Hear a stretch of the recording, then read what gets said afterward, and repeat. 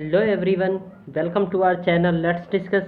Friends, आज हम आप सभी के लिए क्लास 10th का साइंस सब्जेक्ट का वर्कशीट नंबर 43 लेकर आए हैं और यह वर्कशीट आपका 12 अक्टूबर 2020 के लिए है।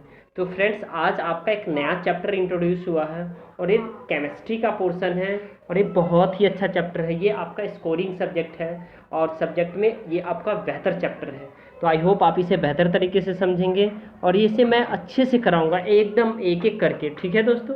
तो पीरियोडिक क्लासिफिकेशन ऑफ एलिमेंट का जो पीरियोडिक क्लासिफिकेशन है, जो आपका चैप्टर है, जो वो मॉडर्न पीरियोडिक टेबल है जिसको मोस्ले ने दिया है और ये मोस्ले ने दिया है आधुनिक पीरियोडिक टेबल जिसे कहते हैं। ठीक है।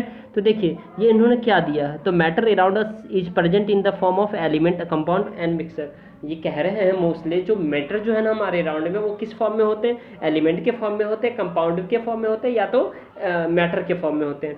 ठीक है, या मिक्सचर के फॉर्म में। उसके बाद element are substance containing the atom of only one type. जैसे एलिमेंट जो होते हैं ना वो एक ही टाइप के सब्सटेंस को क्या करता है? कंटेन करता है। जैसे कि आप सोडियम देख सकते हैं, मैग्नीशियम देख सकते हैं, और सिल्वर देख सकते हैं, गोल्ड देख सकते हैं, कुछ भी आप ले सकते हैं। ठीक है। There are the 180 known element known to us. All these have different properties. जो अभी तक जो एलिमेंट ढूंढे गए हैं 118, उससे अधिक भी हो चुके हैं लेकिन उनको ऐड नहीं किया गया। लेकिन 118 आपका वैलिड है, जिसमें ह्यूमन मेड भी है, नेचुरल भी है। ये सारे एलिमेंट को क्या किया गया? उसके प्रॉपर्टीज डिफरेंट डिफरेंट होते हैं सबके। ठीक है। अब उसके बाद out of the 180 only 98 are the naturally occurring. देखिए मैंने अभी बताया ना, जो 98 ही है जो नेचर में प्राप्त होता है, नेचर ने में मिल रहा है, अदरवाइज हमने खुद सेल्फ मेड बनाया है। ओके, तो आपको समझ में आ रहा होगा।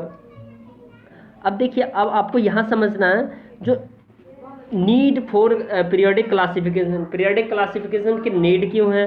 तो element were classified so that they could be studies easily and an organize manner. इसकी नीड इसलिए है क्योंकि एलिमेंट को हम क्लासीफाइड करेंगे तो उसका स्टडीज जो है ना एक ऑर्गेनाइज मैनर में हम कर पाएंगे। राइट। अब देखिए, the earliest attempt to the classify the element resulted in the grouping is the known element are metal and non metal. Known element क्या है? मेटल और नॉन मेटल है। Later further the classifications were tried as the known knowledge of the element and their the properties increase। अब देखिए, अब आपको ये देखना है जो डॉबरेनाइड का ट्रेड्स पढ़ना है और आपको न्यूलैंड्स का ट्रेड पढ़ना है। डॉबरेनाइड ने क्या कहा और न्यूलैंड्स ने क्या कहा। आपके एनसीईआरटी बुक आपके पास है, वहां से भी आप बेहतर तरीके से इसे पढ़ सकते हैं। ये सारे आपका जो वर्कशीट है वो एनसीईआरटी बेस्ड है। एनसीईआरटी में एज इट इज आपके वर्कशीट को दिया गया है। ठीक है।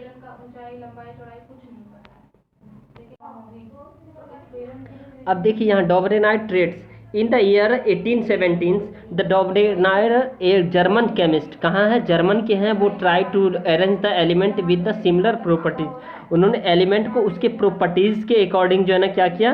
अरेंज करने की कोशिश किया इन ग्रुप में। ठीक है, प्रॉपर्टीज के अकॉर्डिंग।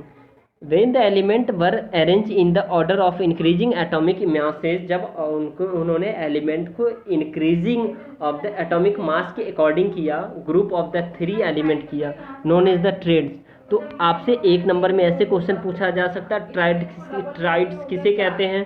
तो जो है ना आपको ट्राइड्स किसे कहते हैं? तो डॉबरेनाइड ने जो एलिमेंट का जो डिस्कवर किया, ठीक है, और उसे हम ट्राइड कहते हैं। Having the similar chemical properties was obtain, और उनके प्रॉपर्टीज सिमिलर होते हैं।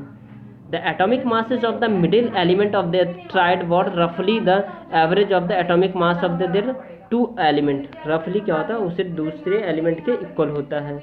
अब आप यहाँ देख पा रहे हैं, फॉर एग्जाम्पल इन्होंने बताया, ये डॉबरेनाइड ने जो ट्रेड्स दिया था उनके 3 ये सारे एलिमेंट है। ये एलिमेंट आपके क्वेश्चन आंसर में पूछे जा रहे हैं। For example, tried consist of the lithium, sodium and the potassium with the respective atomic mass 6.9, 23, 39 and having the average of the atomic mass lithium potassium is 29 which is the roughly equal to the atomic mass number of sodium। right। अब देखिए, अब हम यहाँ पढ़ रहे हैं Newlands का। क्या है न्यूलैंड्स? लॉ ऑफ ऑक्टेव, यानी इन्होंने सारे गामा पा धा नी सा, ये जो ट्यून है ना, इसके अकॉर्डिंग इन्होंने अपने एलिमेंट को अरेंज किया था।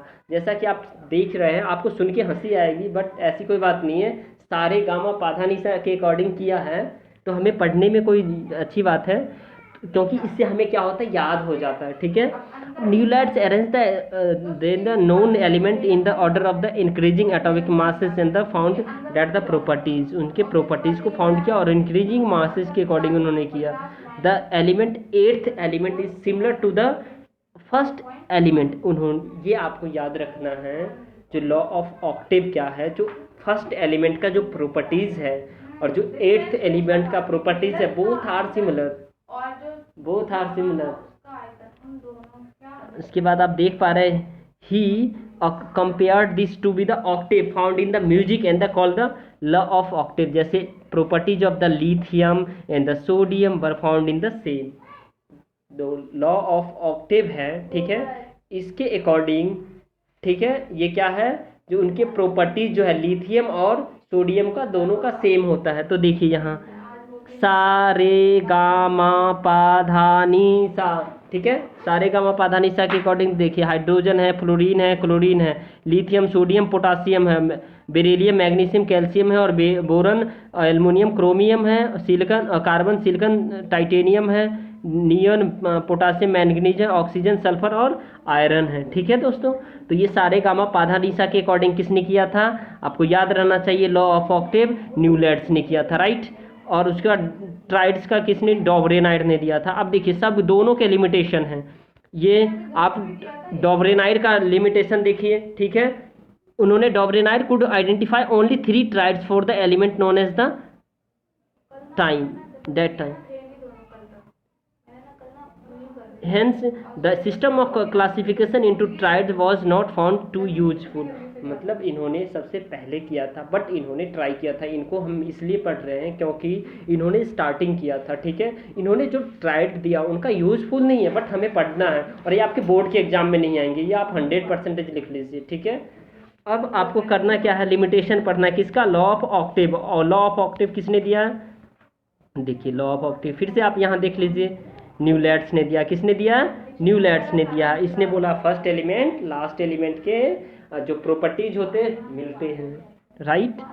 अब यहाँ देखिए इसके लिमिटेशन क्या है, ये लिमिटेशन आपको लिखना, ये आपके बोर्ड के एग्जाम में आएंगे। It was applicable up to the calcium for lighter element, ये कह रहा है इनकी लिमिटेशन कमी क्या है, क्योंकि ये सिर्फ व सिर्फ कैल्शियम और जो हल्के एलिमेंट है उनके लिए अप्लीकेबल होता है। उसके बाद properties of new discovered element did not fit into the law of Octave, और नए जो डिस्कवर्ड एलिमेंट है उनके टाइम तक जितना एलिमेंट था वो तो ठीक था, लेकिन अभी जो किया गया उनके अकॉर्डिंग फिट नहीं बैठता। उसके बाद to fit element into the his table, और उन्होंने जो टेबल के अकॉर्डिंग फिट किया। Newlands put even 2 element together in one slot, 2 element को उन्होंने 1 स्लॉट में फिट किया टेबल के according, and that too in the column of unlike element having very different properties. ये क्या है, आपका प्रॉपर्टीज है। ठीक है, तो ये रहा आपका न्यूलैंड्स का क्या था, हमारा लॉ ऑफ ऑक्टेव। आइए इस सभी क्वेश्चंस को बहुत ही अच्छे तरीके से प्रॉपर वे में करते हैं और आपको अच्छे से समझ में आएगा। देखिए, what was the need of the classification of element, तो एलिमेंट की नीड क्यों पड़ी, क्योंकि the need of the classification of element so that they could be studied easily and in the organised manner. Okay friends, अब आपको question number second करना है, write down 3 element that show Dobereiner triads. 3 element आपको Dobereiner triads का लिखना है। आप यहाँ से आप इजीली लिख सकते हैं, इसमें से कोई भी 3 लिख सकते हैं। देखिए 3 इसका लिख लीजिए, ये लिख लीजिए, कोई भी लिख सकते हैं। वैसे मैंने लिखा है, आपको दिखा रहा हूँ। आइए इसके क्वेश्चन आंसर पे देखते हैं। देखिए हमने लिखा लिथियम, सोडियम, पोटासियम, राइट। आप दूसरा तीसरा भी लिख सकते हैं। अब हम क्वेश्चन नंबर 3 पे चलते हैं। क्वेश्चन नंबर 3 है, Newlands divided element into horizontal rose of 8 element is true है या फॉल्स है, आपको ये बताना है, राइट। अब देखिए हम 3rd क्वेश्चन पे आ रहे हैं, तो यहाँ पे आप देख पा रहे हैं, सॉरी ये क्वेश्चन नंबर 8 लिखा गया, इसके लिए मैं क्षमा चाहता हूँ। अब ये आपका क्वेश्चन नंबर 3 है, ठीक है। न्यूलैंड्स डिवाइडेड एलिमेंट ट्रू और फॉल्स, फॉल्स है, क्यों, क्योंकि ही डिवाइडेड वर्टिकली, ना कि ये हॉरिजॉन्टली किया है, राइट। अब क्वेश्चन नंबर फोर्थ देखते हैं, क्वेश्चन नंबर फोर्थ बहुत ही ईजी है। Write down the two drawback of the Newlands law of Octave. अब ड्रॉबैक आपको लिखना है, 2 लिखना है, तो इसके लिए मैं आपको दिखा रहा हूँ। देखिए आप 2 या 3 4 लिख लीजिए, ये आपके बोर्ड के एग्जाम में आएगा। देखिए मैंने ड्रॉबैक यहाँ लिख रखा है।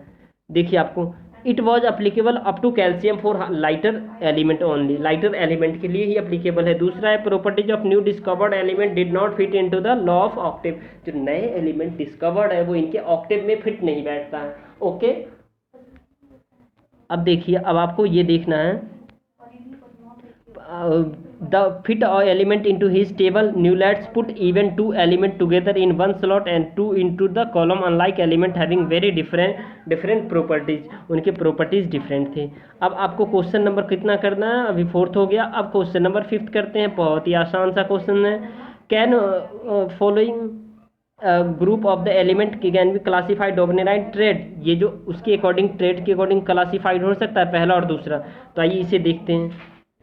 एटॉमिक मास नंबर भी दे रखा है। अब देखिए क्वेश्चन नंबर 5th है, ये देखिए। आप सबसे पहले क्या कीजिएगा, जो सोडियम का एटॉमिक नंबर 23 होता है और क्लोरीन का 35.5, इसमें रफली 35 माना है। तो हमने 23 और प्लस 35 इन दोनों को क्या किया, हमने प्लस कर दिया और अपॉन में 2 कर दिया। कैसे, देखिए आप एक बार अच्छे से देख लीजिए।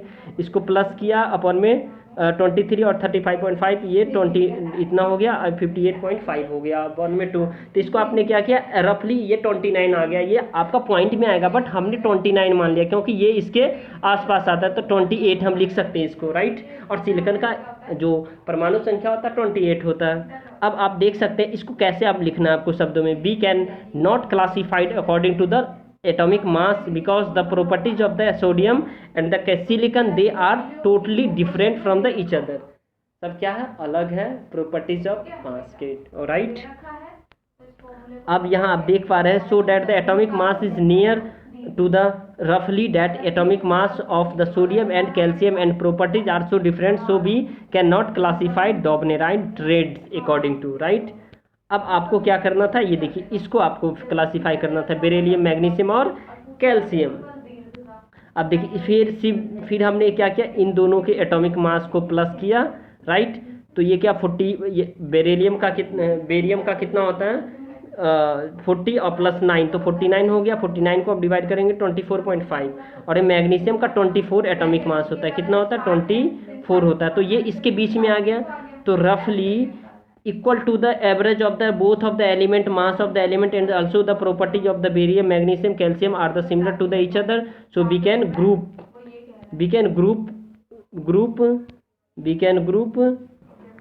them according to the dominant traits। तो फ्रेंड्स, वीडियो पसंद आए तो लाइक कीजिए, शेयर कीजिए और सब्सक्राइब कीजिए। ओके फ्रेंड्स, बहुत मेहनत से आप लोगों के लिए बना रहा हूँ और बहुत अच्छे तरीके से। आई होप आपको वीडियो पसंद आया है। Thank you, thanks a lot.